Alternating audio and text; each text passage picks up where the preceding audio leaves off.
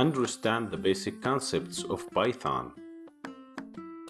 So in this lecture, let's understand the basic concepts of Python.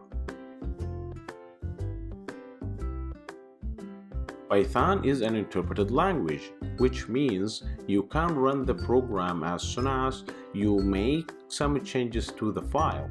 So that makes fixing programs is much quicker than many other languages.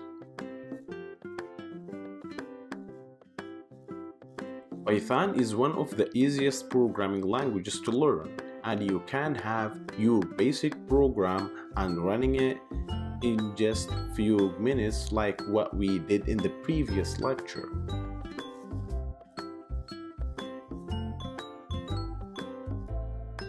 Python is an interpreted language and it doesn't need to compile it like other object-oriented languages.